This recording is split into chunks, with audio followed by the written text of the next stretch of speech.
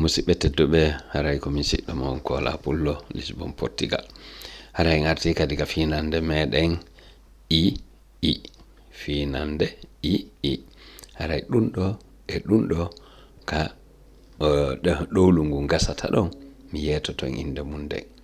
wawɓe non adlam wo haray no andi ɗum ɗo ko numéro an fi ka WhatsApp ni. Fuɗɗoɗen jangude i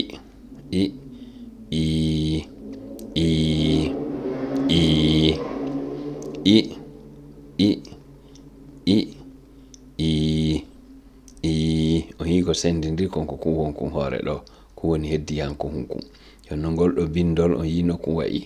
ngol ɗo kadi o yino kum wayi par ce que ngol ɗo ko leskule ngol dow ɗo ko horkule. In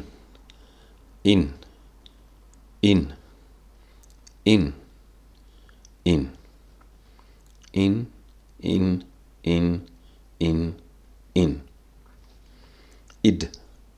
il ir im ib ir il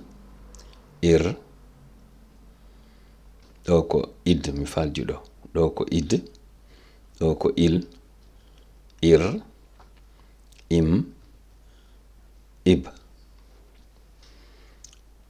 ira ila immina inna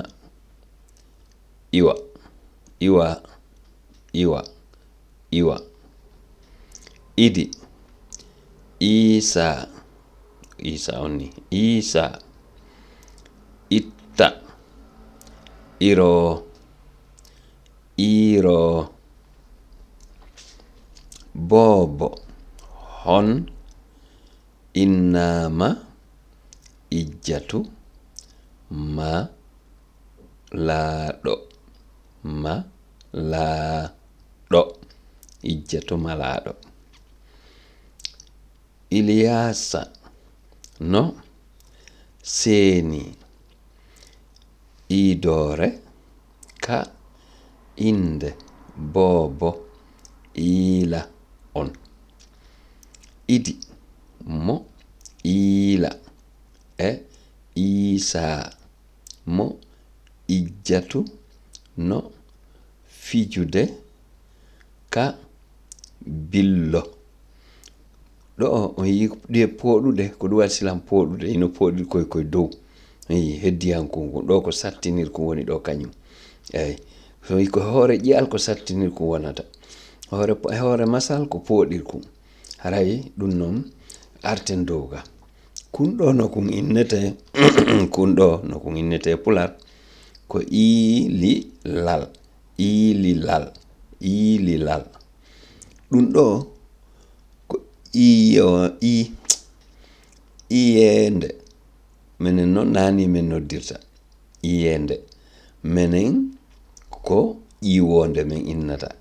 kono ɗo bindol ngol ko addanin ko iyende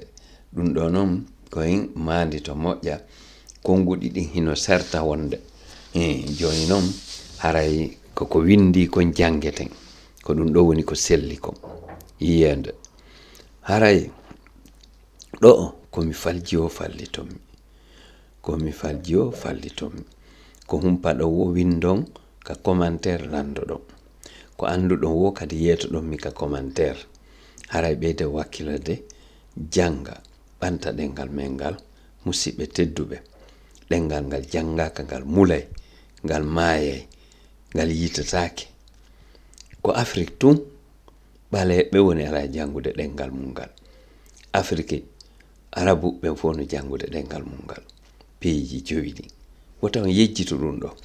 ɓandu Asie fof jangude ɗengal mum ngal hiɓe ɓanti kadi ɓuri Afrique ɗi wonɓe jangude ɗenɗe mum ɗen fof no ɓanti no ɓuri ɓe ala e jangude ɗenɗe mum ɗen haray on foppu calcule ndaro wonɓe jangude ɗenɗe mum ɗen ɓuri ɓantade ɓe ala e jangude ɗenɗe mum ɗen yo jamme kisa woni mum.